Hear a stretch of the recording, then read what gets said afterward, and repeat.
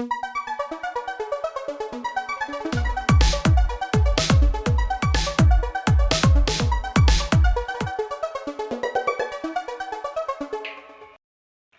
tal, amigos de Agencia Cuadratín? Bienvenidos a una emisión más de Tokio y más, donde les compartimos los pormenores de lo que sucede en los Juegos Olímpicos. Como en cada ocasión, me acompaña Rodrigo Chicharito Martínez. Bienvenido, ¿cómo estás? ¿Cómo estás, Jazz? Pues al fin llegó la cuarta presea de bronce para México. Ahí nos desmañanamos un poquito, repito, ay, disculpe usted, pero las ojeras son producto de, nos paramos para ver algunas competencias, sobre todo los mexicanos. Sí, por supuesto. Y evidentemente los elementos a seguir en los Juegos Olímpicos, ¿no? Sí, por supuesto, ya lo decías tú, cayó la cuarta presea para México, nuevamente de bronce. Les estaremos compartiendo un poco más adelante, por si usted no logró ver pues el partido, por si no se enteró del resultado. Aquí le vamos a comentar cómo fue que sucedió de esta cuarta medalla para México, pero mientras tanto, quien también consiguió medalla y que pasa a los libros de la historia en el olimpismo es el cubano Julio César Lacruz, que se convierte en el primero en obtener 2 medallas de oro en diferentes pesos en el boxeo. La primera fue en Río 2016 en semipesado y en esta ocasión en la categoría pesado en Tokio 2020. No es un tema menor, vaya, se escuchará muy sencillo, simplemente con el semi de palabrita, ¿no? Sí. Antes de la categoría, pero la realidad es que si checamos el tema del peso, son 10 kilos simplemente. Una va de 75-81 en semipesado, que ahí consiguió presea en Río 2016, y ahora la hace de 81 hasta 91. No es un tema menor, es una preparación. A veces lo hemos visto incluso en las películas de Hollywood, pero también es una realidad. El boxeador necesita adaptarse para no perder su velocidad, no perder el punch, conocer bien a sus rivales, estudiarlos, sobre todo en una competencia que es muy corta. Qué bueno que se le da entrar en este libro de récords, diría yo. Es el 7º boxeador que lo consigue en toda la historia de los Olímpicos, y me parece que es algo a destacar en Cuba, sobre todo porque sí han tenido buenos púgiles a lo largo de su historia, pero quizás el hecho de ya tener uno con medalla olímpica que haya sido en estas circunstancias, me parece que les ayuda sobre todo en la parte deportiva. Sí, sobre todo que fue de unos juegos hacia otros. Bueno, pasaron 5 años debido a la pandemia, pero si no hubiera sido así, hubiera sido diferencia nada más de 4 años, y la cuestión de lo que mencionas, o sea, no es nada fácil pasar de un peso a otro y aparte llevarte la medalla de primer lugar. Que también, en cuanto a medallas de primer lugar, hay que decirlo, China nos tiene muy acostumbrados a que en clavados se llevan normalmente las preseas doradas, y en esta ocasión no fue la excepción, pero llamó muchísimo la atención que en la final de plataforma de 10 metros femenil individual es una chica de 14 años, que Hong Chang-Kwan, se lleva la medalla de oro y se convierte también en una de las más jóvenes en hacerlo. Llamó muchísimo la atención porque obtuvo calificación perfecta en 2 de sus clavados. 2 de sus clavados, precisamente estábamos ahí en el Watts, estábamos viendo a la par la competencia. Impresionante, ¿no? Sobre todo también porque el segundo lugar también con 15 años. Incluso el tema del festejo, a mí me llama mucho la atención porque si bien China se caracteriza por entrenar a sus atletas desde categorías infantiles, prácticamente a los 14 años todavía eres infantil, juvenil. Y el festejo incluso creo que no alcanzan a dimensionar lo que son unos Juegos Olímpicos, muy similar al skate, que también estaremos platicando. Pero incluso ves al entrenador evidentemente emocionado, en el éxtasis máximo, por decirlo de una forma un tanto romántica, ¿no? Y la nadadora muy fría, ¿eh? Incluso cuando saca los 10, como bien lo señalas, en un par de clavados,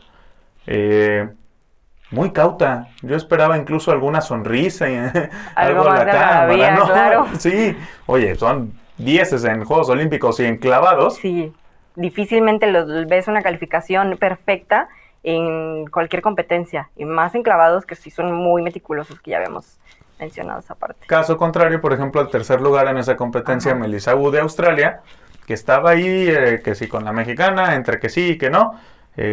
Su clavado fueron de 8 en el último, y haciéndole las matemáticas, jugando con el tema numérico, para festejar un tercer lugar como debe de ser, ¿no? tercer lugar con su entrenador, vaya, mexicano, por cierto. Sí, Chava Sobrino. Chava Sobrino, por cierto, el entrenador mexicano. Muy efusivo porque así es el latino, así es el mexicano. Y sí nos brinca mucho, al menos a mí, el tema de con los asiáticos, incluso con los europeos. Sí, que son como más fríos y que están, vaya, de cierta manera así como acostumbrados a lo mejor a verlo como más cauto, aun cuando ganan, esta parte que mencionabas. Y ahorita que mencionabas de Chava Sobrino, destaca también esta cuestión de que hemos visto deportistas y entrenadores mexicanos que están representando a otros países. En el caso de entrenadores, él tiene ya muchos años viviendo en Australia, dedicándose a entrenar clavados, por eso es que acompaña a Melissa, que gana el tercer lugar, y ya lo hemos visto en otras disciplinas, con otros entrenadores y con otros deportistas. Sí, recuerdo, evidentemente, los primeros tiro con arco, ¿no? La arquera que ganó medalla mexicana, pero representando a Países Bajos. En Egipto también un entrenador de karate, si no me equivoco, vaya.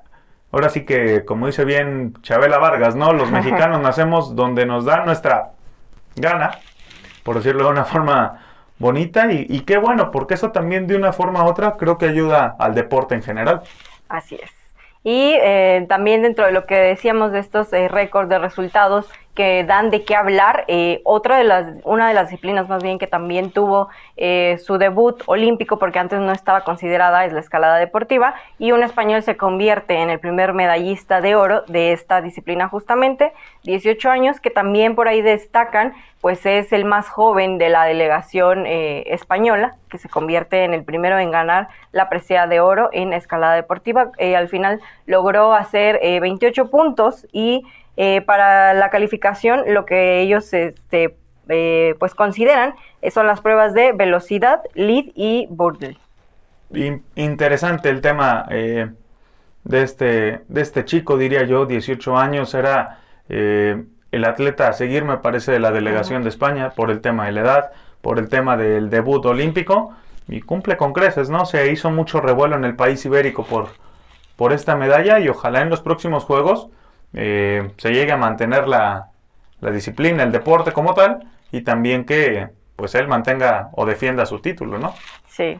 Y otro resultado también destacado, que también pasa a los libros de historia de Juegos Olímpicos, es el hecho de que Kenia consigue por cuarta ocasión consecutiva llevarse la prueba de los 800 metros planos en atletismo. Ya lo habían hecho anteriormente también Gran Bretaña y Estados Unidos, después de que ganara Emmanuel Korir esta prueba de los 800 metros masculinos. Kenia se convierte en el tercer país que logra hacerlo de manera consecutiva en 4 ocasiones. No es cosa menor tampoco, me parece, si de por sí es complicado el tema de defender tu plaza olímpica cada 4 años, pues imagínate ahora llegar a la última instancia y quedar en el primer lugar. O sea, es un proceso largo, estamos hablando de 20 años prácticamente, porque si bien defienden los lugares, hay un antes de que empezara a figurar Kenia. Es todo un proceso, no es de la noche a la mañana, y prácticamente yo diría que en los Olímpicos anteriores fue cuando se empezó a hacer este proceso. Destaca con Gran Bretaña y con Estados Unidos, países que lo platicábamos también fuera de cámaras y les queremos compartir aquí un poquito, el tema del dinero, de cuánto otorgan por medalla, ¿no? Y que desafortunadamente Kenia pues no figura. En atletismo es de las potencias, exacto, pero no compite en nada económicamente con Estados Unidos. Gran Bretaña no da estímulos, pero también es de los que están constantemente, y que ellos no dan precisamente un apoyo económico porque tienen un buen programa que no necesitan los atletas. Sí. La medalla es: te estoy cumpliendo simplemente con lo que me estás dando.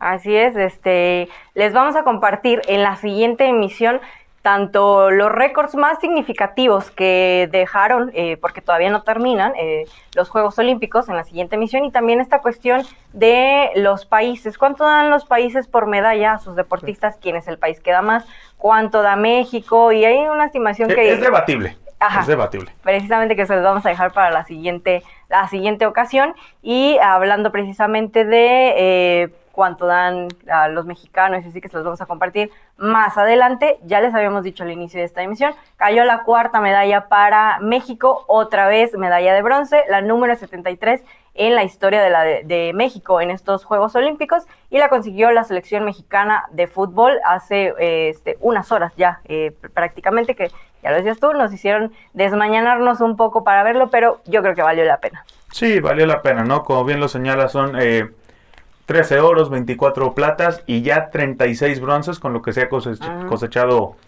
hasta el momento. Bien, yo sinceramente esperaba mucho más de Japón por lo que pasó en fase de grupos. Córdoba en un nivel excelente, Alexis Vega también. Me sorprendió que ese nivel óptimo se mantuviera durante todo el torneo. Les alcanza. Johan Vázquez también se hace presente en el marcador. No es de mi agrado, el zaguero de los Pumas no es de mi agrado, pero ha cumplido simplemente con la selección. Es lo mismo que en la mayor, faltan centrales, pero eso es tema netamente del fútbol. Si nos centramos al olímpico, yo creo que bien, hay que festejar una presea de bronce, pero hay que ser realistas, o al menos a mi forma de ver es, si usted quiere un tanto negativo, pues este equipo tenía que pelear por el oro. Se le hizo un partido a Brasil, no se consiguió avanzar, pero contra Tokio le ganaste contra Japón, perdón, le ganaste en Tokio porque pues el rival nunca se presentó. Minuto 10, 1-0. Minuto 20, ya 2-0. No, y que aparte el primer gol fue por un penal, ocasionaron una quisquilloso, falta. ¿no? Sí, pero... Sí hay contacto. Sí hay contacto, sí, como dices ahí, quisquilloso, pues ahora sí que compártanos también ustedes cómo lo vieron, si era penal, no era. Pero, bueno, tuvieron varias desatenciones en el partido, no se les vio como en fase de grupos, varios errores, no se veían concentrados, no era el Japón que vimos en fase de grupos, que también por eso era como la cuestión de, híjole, a lo mejor México se queda otra vez con cuarto lugar, por lo que había mostrado antes de las rondas finales, de fase de grupos. Y la verdad es que se vio un México bien concentrado. Guillermo Ochoa también fue factor en un par de ocasiones. Digo, no fue tan exigido, hay que decirlo, no tuvieron tampoco tantas llegadas. Tampoco México las tuvo tantas, pero sí fue más certero. Pero varias aciertos que tuvo Guillermo Ochoa a lo largo del partido. La selección de Japón, ya lo decía, varias desatenciones. Incluso al técnico se le veía por ahí algo molesto por la actuación que estaban teniendo sus jugadores. Al final del encuentro, pues obviamente que las cámaras se van a enfocar mucho más a la selección local que a la mexicana, y se ve obviamente a los jugadores nipones afectados por el resultado. Pero no pasa nada. Por ejemplo, se enfocaron mucho en Kubo, futbolista del Barcelona. Vaya, es un joven, hay que entenderlos, tienen mucho futuro. Ojalá no pase como acá en México se ha pasado con otras generaciones olímpicas que se han perdido con el paso de los años, pero Japón ha evolucionado mucho en fútbol y creo que deberían de estar satisfechos con ello. Simplemente el avanzar de una fase de grupos, llámese Mundial, Olímpicos o la Copa, la que usted me diga, por no dar nombres de alguna marca, ya es un buen avance. Yo me quedo de este partido, esto de las medallas, con el tema de Ochoa al final. Notablemente emocionado el portero mexicano de Augusto. Yo le voy a las Chivas, él es del América, no pasa nada, nos representó. Da gusto ver que realmente fungió. Yo tenía mis dudas de por qué llevar un portero, y me queda claro que no es nada más el estar bien bajo los tres palos. Es un tema de liderazgo, de compromiso con el grupo, que se vio reflejado en precisamente toda la plantilla. Sí, sobre todo por la experiencia que te da el arquero, porque aparte es una posición en la que normalmente sí necesitas un líder, ya sea un defensa o un arquero, necesitas un líder, y Guillermo Ochoa le dio eso a la delegación mexicana. Y bueno, por otra parte, ya hablábamos de los cuartos lugares. Otra vez le pasa a México en clavados. Oye, y esto hubo, ¿no? Ya van 7. Ya, somos el primer lugar en obtener los cuartos lugares de estos Juegos Olímpicos. México siempre se ha quedado en ya 7 ocasiones en el ya mérito, a un pasito del podio, como le pasó a Gaby Agúndez en clavados en su presentación individual. Ale Orozco termina en la 6ª posición. Se despiden de esta manera, pero consiguieron la de bronce en nado sincronizado, que pues es aplaudible la actuación de las dos mexicanas en clavados. Sí, el tema de de Gaby, lo platicábamos ahorita un poquito ahí con lo de la atleta china de 14 años, sí. la clavadista, estuvo reñido, incluso en algunas rondas, dependiendo, las chinas normalmente eran de las que cerraban, Ujú. y la australiana variaba con la mexicana las posiciones. La mexicana llegó a estar en segundo, llegó a tener muy buenos clavados. Desafortunadamente hay que entender que son los olímpicos, y como bien lo decía Alberto Lati en su cápsula, que los invito precisamente a que lo busquen ahí en redes sociales, una buena reflexión, no son unos fracasados. Si bien yo puedo ser también muy crítico y decir que se esperaba más y todo, es una cosa, es exigirle más al atleta, no es tacharlo de fracasado. Un cuarto lugar a nivel mundial, de lo que me digas, salvo el de fútbol, sí, que sí es un fracaso, ellos dan lo máximo, y se vio notablemente en el tema de los clavados. Incluso en los festejos va con Melissa Wu de Australia, Sí. a reconocerle que le ganó, y le ganó bien. Sí, clavados también, mencionando esta parte de que pues se esperaba más y de que no lo logran. Yo creo que también de Rommel, aunque no hay tanto que criticarle a él porque ya termina su carrera deportiva. Rommel Pacheco se despide de su carrera deportiva como clavadista, 4 veces asistió a Juegos Olímpicos. Lástima que no se le pudo dar la medalla, que era lo que le faltaba para cerrar una carrera deportiva exitosa, dejando fuera esta parte de Juegos Olímpicos. Ha ganado en varias ocasiones, ha dejado a México en alto en varias ocasiones en clavados, cierra su participación, nos da una imagen muy emotiva al final de su último clavado, donde él sabe que pues termina ahí su carrera deportiva, va y abraza a Mayina, su entrenadora que lo ha acompañado a lo largo de muchos años, y deja esa postal del adiós para ahora dedicarse a la política. Fíjate nomás, se me La pone piel chinita. La piel chinita. Fue un momento muy emotivo. Han habido varios puntualmente en estos Juegos Olímpicos, y el de Rommel, al menos para México, creo que representa más allá. Entendiendo que se va a dedicar a la política y que ya se cierra aquí un ciclo, se entendió que fue uno de los deportistas que estuvo a un buen nivel, que realmente le brindó a México, y que él sí sirvió para acompañar nuevas generaciones. Algunas no llegaron a la final, era evidente, pero en los próximos seguramente van a estar. Es parte de un proceso, y desafortunadamente a Rommel, pues el tema de la vida y de la edad lo alcanzaron, pero no pasa nada, simplemente en clavados México va a seguir siendo potencia gracias a todo lo que él ha cosechado, y en sí la disciplina, ¿no? Así es, sí, que ya lo decías, vienen otras generaciones, como el caso de Andrés Villarreal, que también en su debut logra avanzar a la semifinal en clavados. No es así el caso de Iván Pollo García, que también por ahí se esperaba que a lo mejor tuviera buenos resultados, no logra hacerlo. En sus últimos 2 clavados no lo hace de manera, que le pudiera dar el puntaje para seguir avanzando. No queda entre los 18 que siguen avanzando, pero ahí va Andrés Villarreal. Estará ya en la semifinal, a un paso de la disputa por las medallas. Ojalá lo logre.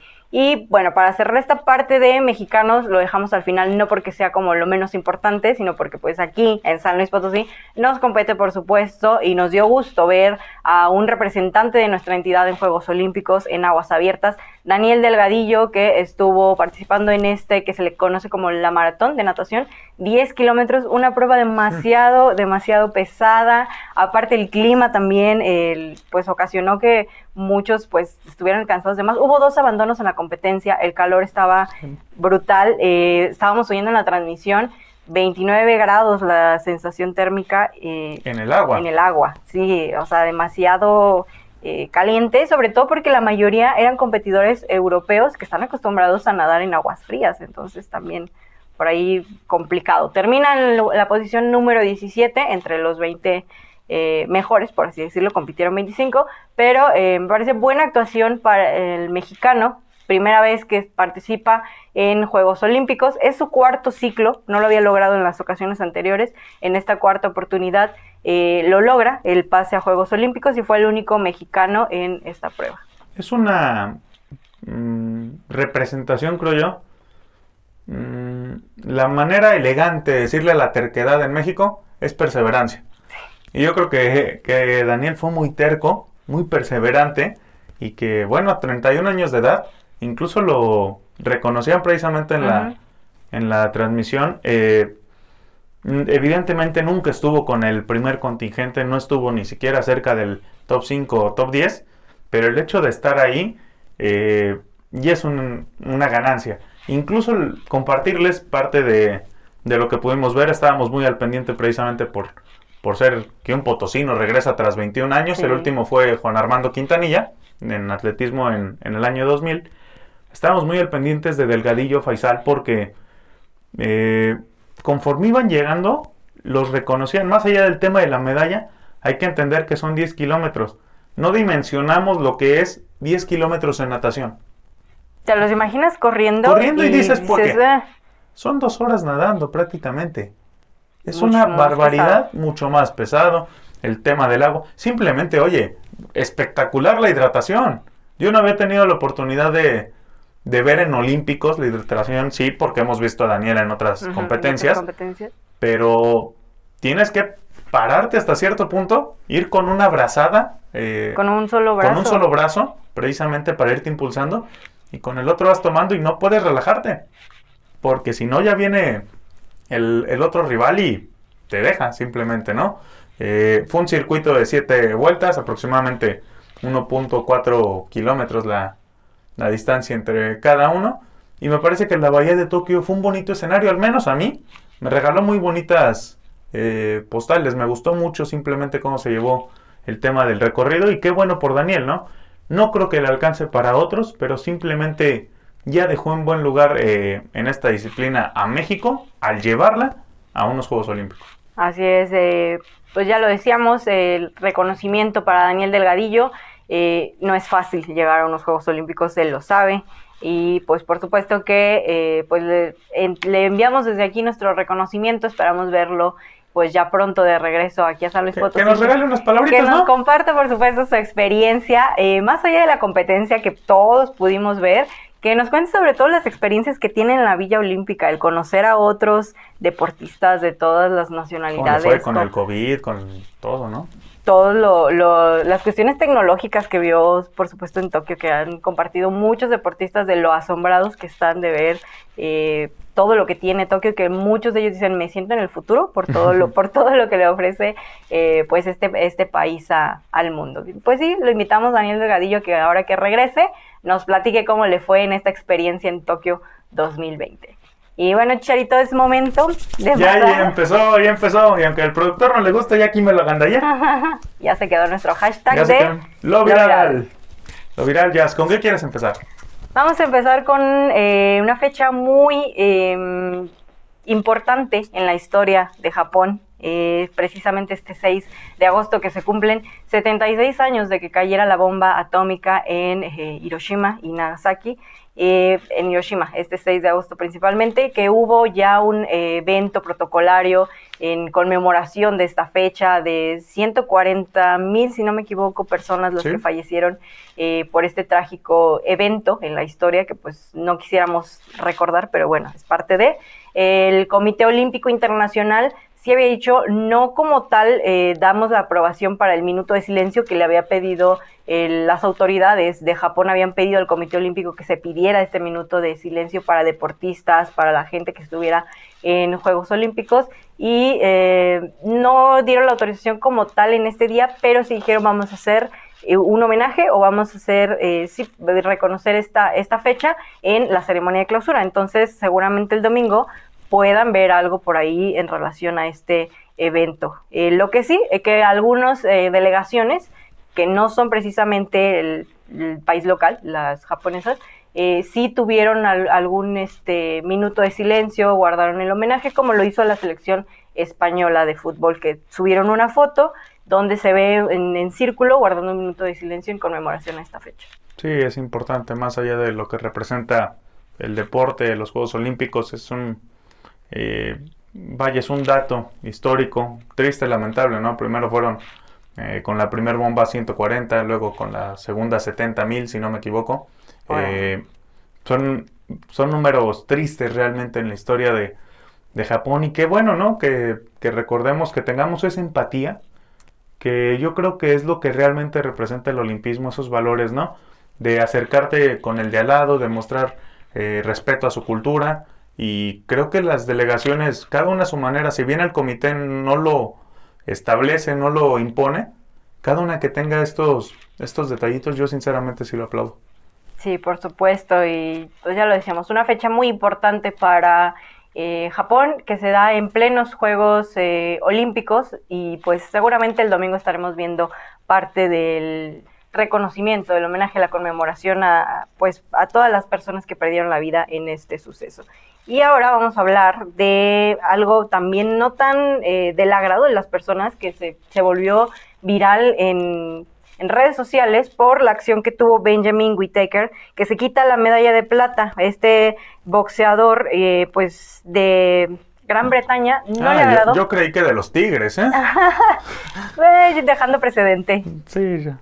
Traen escuelita los Tigres. No, se quita la medalla de plata porque no le agradó el haber perdido el oro. Está el podium en donde están los ganadores y se ve que él pues se la quita, la trae en la mano y después de un momento se la guarda en el bolsillo. Hacen como enfocan al bolsillo en donde tiene la medalla, que por supuesto a nadie le agradó esta cuestión. Después sale a defenderse, dice, sí, me equivoqué, no debía haber reaccionado de esa manera, no sé lidiar con la derrota, lo reconoce.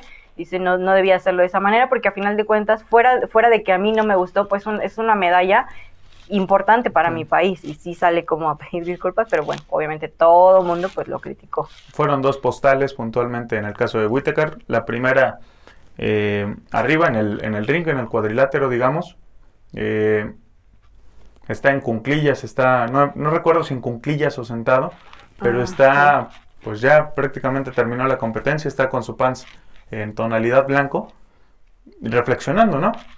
En la soledad únicamente está él. Y la segunda, precisamente como bien lo señalas, es una foto cerrada, precisamente a la mano con la medalla, cuando todos sus compañeros pues sí están al menos sonriendo, ¿no? Sí, hay que tomar en cuenta que Gran Bretaña es muy competitivo. Van los países unidos precisamente como Gran Bretaña a los Juegos Olímpicos y ahí compiten.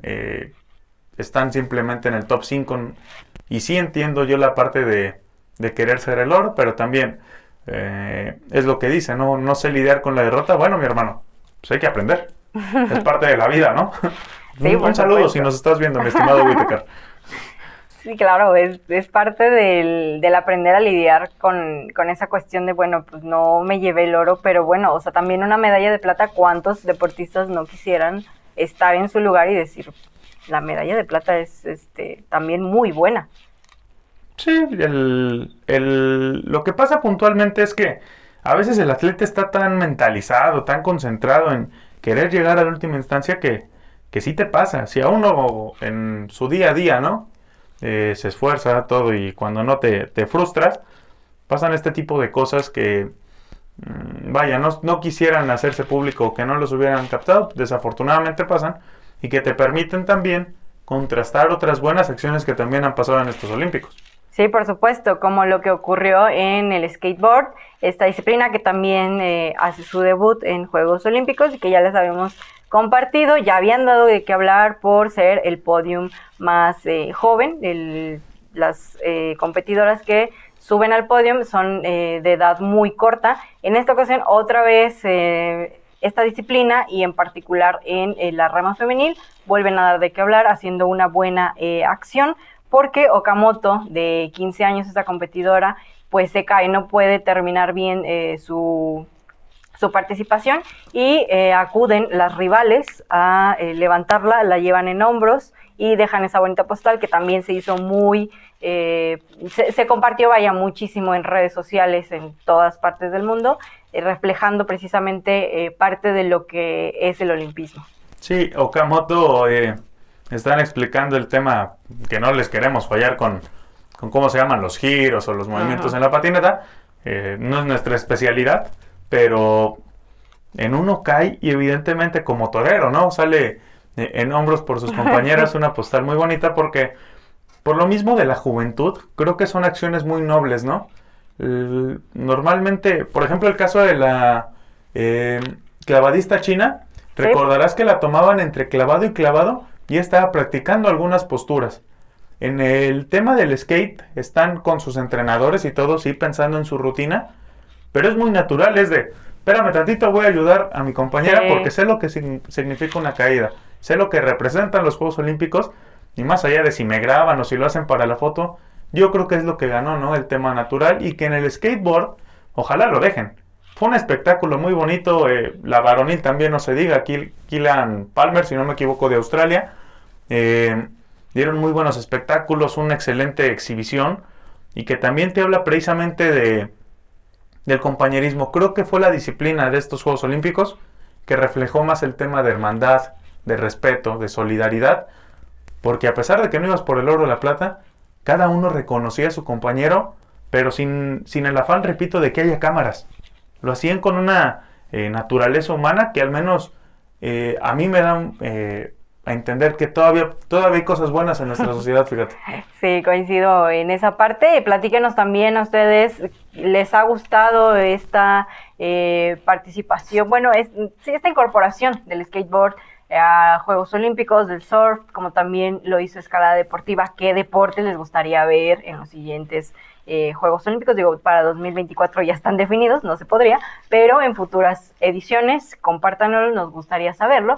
Y con esto, muchísimas gracias, Rodrigo. Ya llegamos al final de esta emisión. Los esperamos el próximo lunes para cerrar pues lo que fue Tokio 2020, estos Juegos Olímpicos, en donde les traeremos pues ya un resumen amplio de lo que fue esta justa veraniega en Tokio 2020. Muchas gracias. Muchas gracias, Jazz. Y antes de cerrar el programa, no dejar de lado el tema, mandar un saludo con todo el debido respeto a la familia Alvarado.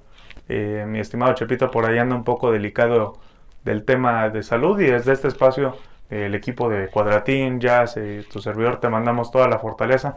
Un saludo a Paola, Huicho, que están pasando un momento difícil, pero vamos a salir adelante, mi estimado Chepo. Un saludo, hermano. Mucha fuerza y un abrazo grande para la familia. Muchas gracias a ustedes por seguirnos. Nos vemos el próximo lunes.